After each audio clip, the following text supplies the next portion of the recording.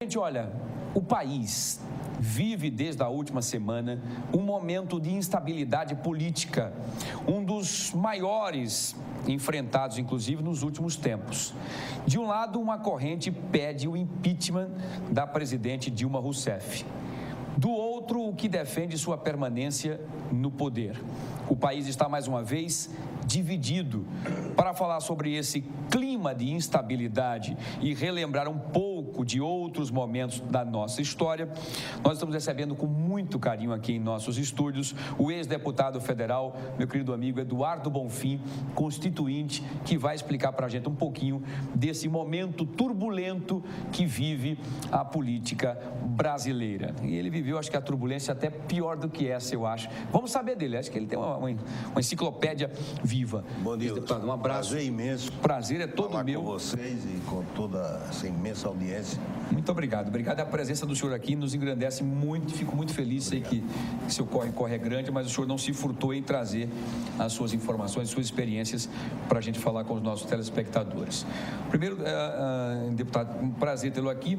O senhor foi, inclusive, um ativo militante contra a ditadura e pela liberdade durante os anos, inclusive, de que a democracia era apenas uma das cabeças dos românticos, ela apenas surgia na cabeça dos românticos na época, né? Como é que foi viver esse período? Muito bom dia, seja bem-vindo. Muito obrigado a todos vocês, ouvintes da TV Bar. Eu queria dizer o seguinte, que realmente você tem razão.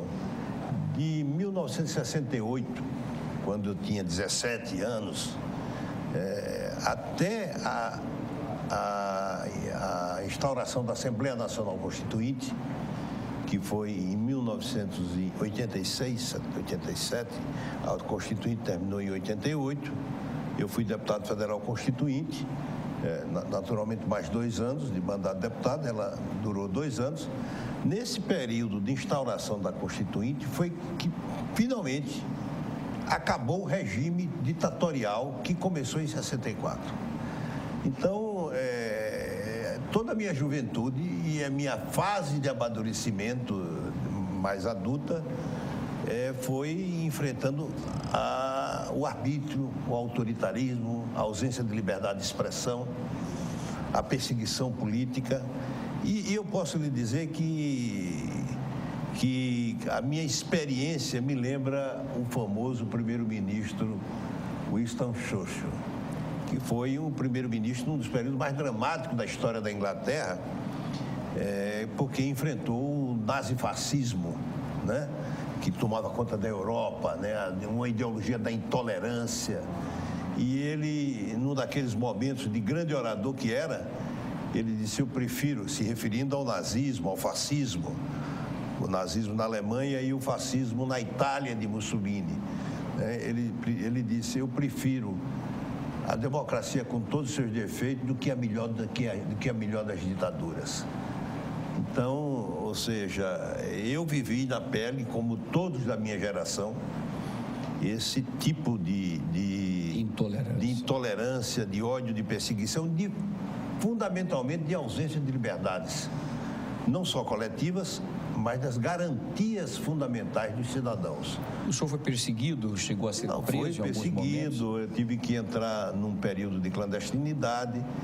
Todos nós que éramos militantes não podíamos nem expressar nosso ponto de vista. As pessoas... Não haveria esse programa de televisão com vocês, com a sua capacidade de apresentar os problemas, de denunciar, porque você poderia ser censurado. Mais do que isso, ser preso. Ou até morto, né? Dependendo da autoridade de plantão que ali estivesse e que não tivesse gostado do seu ponto de vista. Durante o período do regime obscurantista, você cria instituições como, por exemplo, SNI, Serviço Nacional de Informações, que você já deve... Você, apesar de muito jovem, você deve ter ouvido falar. O que fazia? Você criava uma série de agentes, era uma agência de informantes, que era para dizer se o sujeito estava, digamos assim, se manifestando ou se movimentando contra a ditadura. Mas, na verdade, aquilo se viu muito também para a pessoa usufruindo daquela carteira secreta, né, de delator, ele estivesse não exatamente procurando adversários do regime, mas procurando seu interesse pessoal. Extorquindo. Ou extorquindo, disputando um cargo. Quer dizer, poderia ser o Wilson e alguém não gostasse de você e ao invés de lutar pela competência para ocupar um espaço de jornalismo, dizer, esse cara está ligado à conspiração contra o regime. Você caía, ele assumia no seu lugar. Entendi. Ou seja, o arbítrio é a ausência de liberdade, a imprensa amordaçada, entendeu? Não precisa ser de centro, de direita, de esquerda. Então você fica com um pensamento único, impositivo e reina um medo. Então é isso tudo que me preocupa. Quando nós vemos, por exemplo, exata, perfeita essa história, esses seus relatos, para mostrar para algumas pessoas que muitas vezes em protestos, que essa liberdade de expressão que a democracia, enfim, deixa, algumas pessoas acabam levantando um cartaz dizendo: volta à ditadura.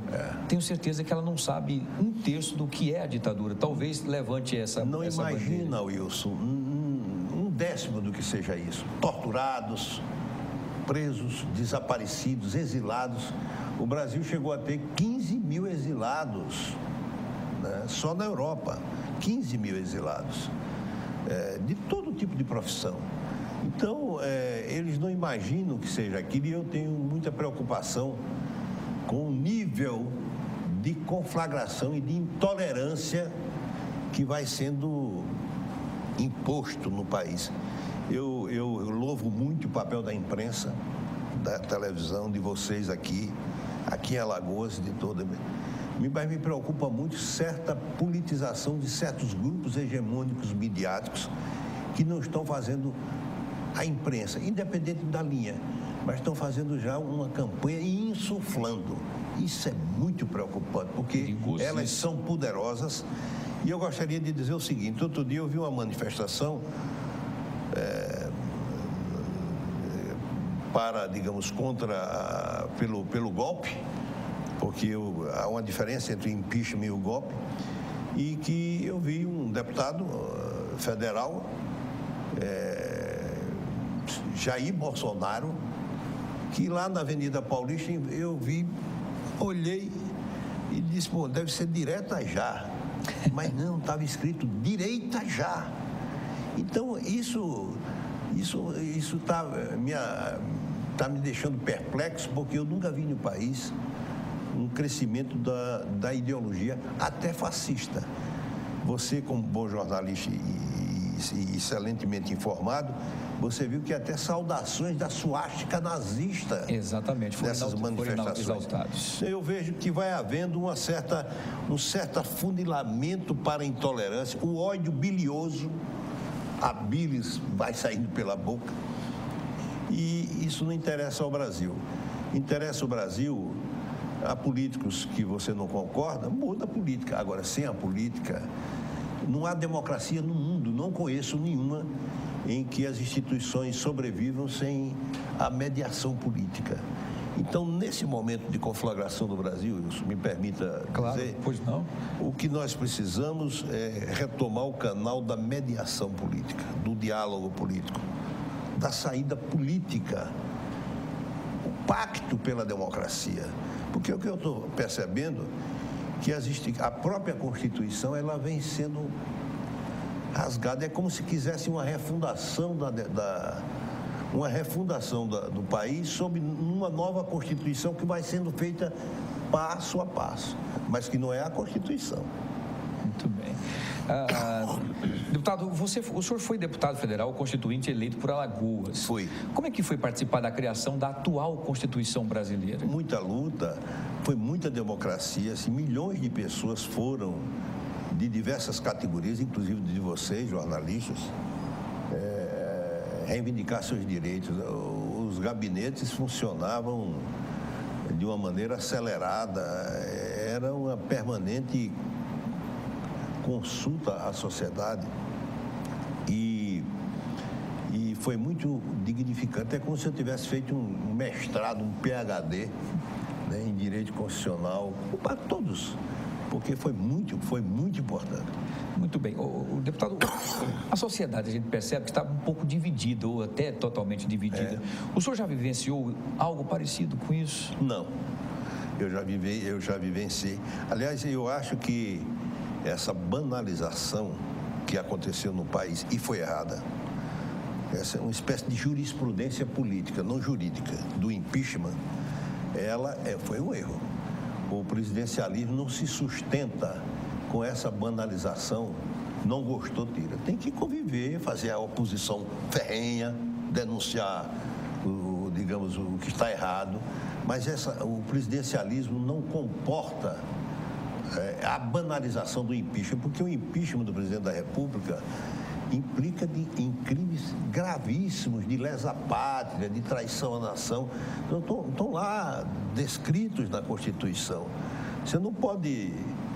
Porque é diferente. O regime parlamentarista, você tem o chefe de Estado, que é o presidente da República, e o governo, que é o primeiro-ministro, que pode cair 10 vezes. Na Itália, em outras nações europeias parlamentaristas, o governo pode cair.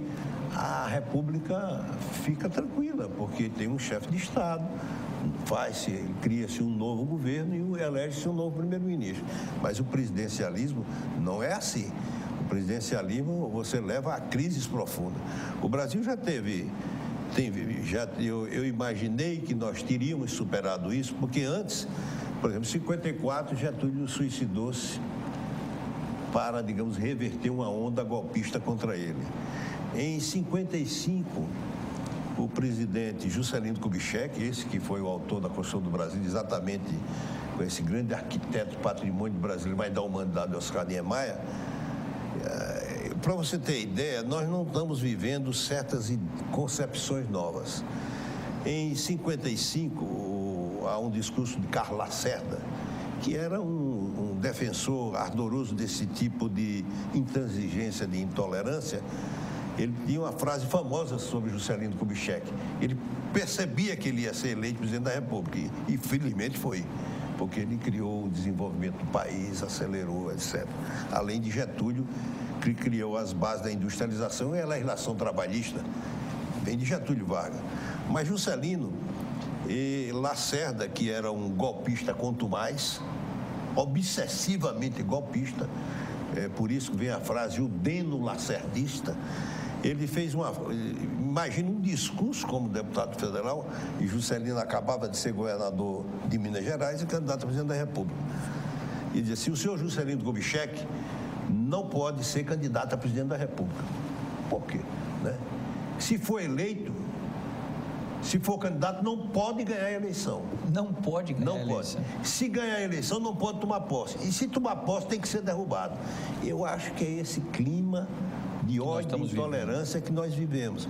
E realmente, ele, para tomar posse, foi preciso que as Forças Armadas dessem garantias, porque o vice-presidente não queria dar posse. Isso faz parte da história do Brasil. Quando você me fez a pergunta, é bom que as novas gerações estudem, vejam a história do Brasil. Nós estamos no século XXI. Está na hora do Brasil, que é a 7ª economia mundial, com muitas dificuldades. Eu acabei de ver a reportagem sobre problemas de saneamento, etc. Muita coisa para superar, muitos problemas, mas já foi muito pior. O Brasil vive hoje uma situação de desenvolvimento, enfim. Hoje vivemos uma crise internacional da economia, mas eu creio que é preciso ter clareza. Você não pode... O Hobsbawm, que foi um grande historiador inglês, faleceu recentemente, com 90 e poucos anos, ele falou que eu tenho muita preocupação com as novas gerações, que elas estão vivendo uma espécie de presente contínuo, sem referência do passado e, portanto, sem perspectiva para o futuro. Exatamente. E isso foi proposital, Wilson. Eu acho que essa ideologia do mercado, da competição sem causa, sem valores, sem cordialidade, então ela acirrou muito a visão da luta unicamente pela sobrevivência. Exatamente. Na sua visão, deputado, qual o risco da presidente Dilma Rousseff ser afastada do país? Eu acho que há uma campanha muito muito grave, muito intolerante e até, eu creio que rasgando as garantias constitucionais para derrubar a presidência Dilma. Eu acho que, mais do que o impeachment, a ameaça que há sobre o país hoje é de um golpe, em um estado policial de exceção. Nós podemos até falar mais de alguns exemplos sobre isso que estão acontecendo.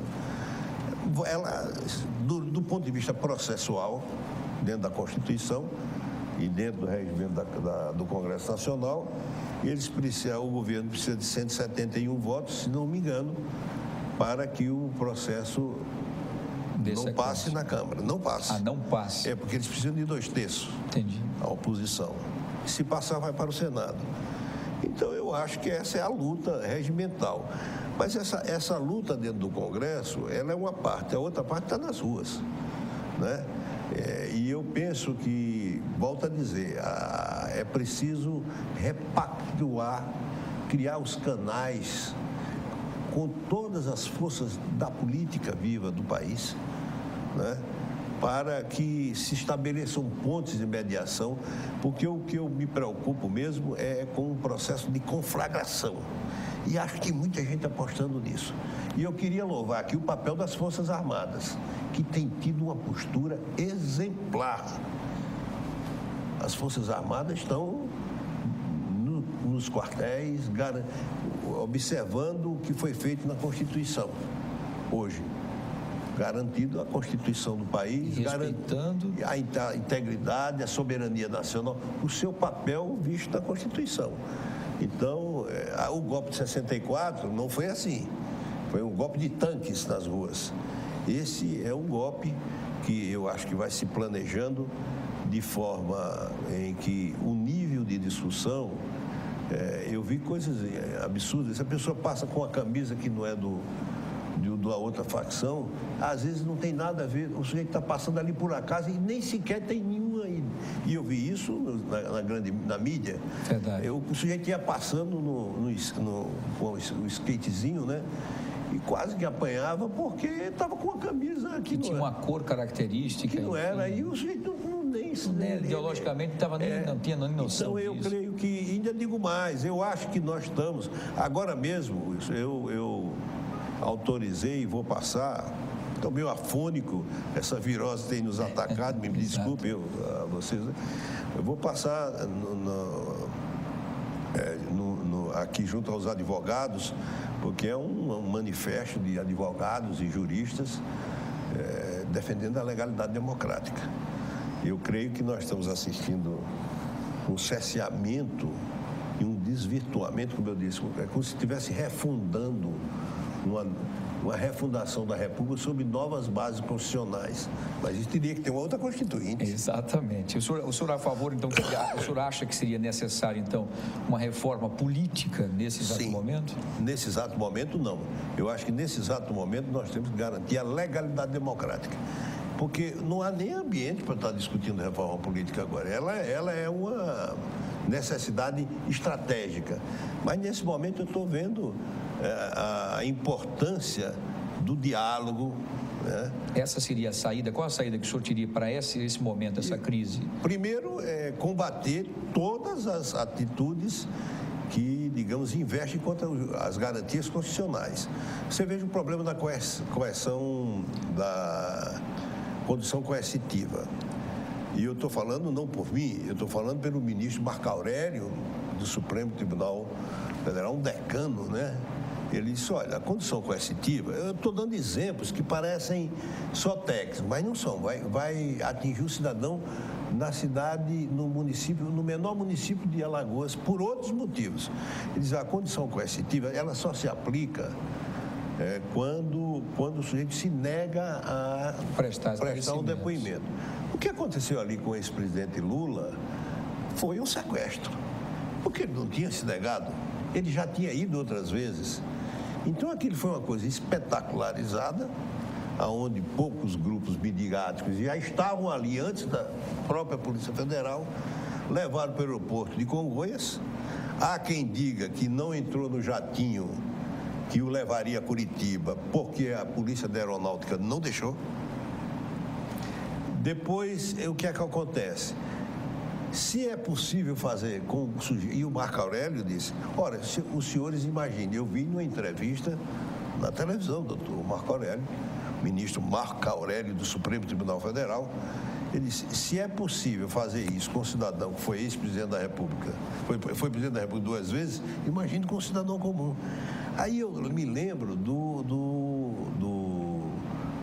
deputado Ulisses Guimarães, o presidente da nossa Constituinte, diz assim, olha, eu não temo o general que está lá em cima, eu temo o delegado de polícia de uma cidade, da minha cidade, de uma cidade do interior, que se reinveste da autoridade, porque isso é mesmo uma dengue, cascata, é uma virose, vai em cascata. Vai chegando para todo mundo. Então, se você pode fazer a condução coercitiva dessa maneira, ilegal, inconstitucional, você pode fazer no município com o prefeito ou a oposição. Se tiver investido naquelas condições, prende. Outra coisa, a delação premiada, não sei se dá tempo, a delação premiada. A delação premiada, ela é espontânea. Você não pode prender uma pessoa indefinidamente até que, sob intensa coação, ele delate algo que, para sair dali, verdadeiro ou não. Isso não existe. Isso me lembra os períodos mais difíceis dos porões da ditadura. Então é isso que eu estou dizendo, que vai se fazendo uma espécie de uma jurisprudência passo a passo, de acordo com os interesses políticos. Então, Wilson, eu que vivi a ditadura, acho que é o seguinte, olha, é fundamental as garantias individuais dos cidadãos e da coletividade. Porque senão amanhã você, jornalista, não pode fazer uma pergunta, eu não posso fazer uma resposta e nós vamos ficar na paz dos cemitérios. Muito bem. O doutor, ex-deputado federal, Eduardo Bonfim, é muito bom conversar com o senhor, porque a gente faz uma retrospectiva, o senhor é extremamente inteligente e já deve ter ouvido isso de várias pessoas. Infelizmente o tempo de televisão é curto, a gente teria muito mais assuntos. Recebo o carinho dos nossos telespectadores, dizendo que o senhor deu uma aula aí para os jovens, muitos que não viveram, leram, mas não ouviram esse relato vivo do que o senhor já viveu, como o senhor também um dos que fez com que a democracia permanecesse, também sendo um dos constituintes. Então recebo o carinho dos nossos telespectadores, isso é muito importante. Só tem uma mensagem para os jovens. Pois não, então para essa câmera aqui, ó. Para os da minha geração, eles sabem disso. Podem até ser contra o que eu disse. Ao jovem, a democracia precisa ser preservada a todo custo.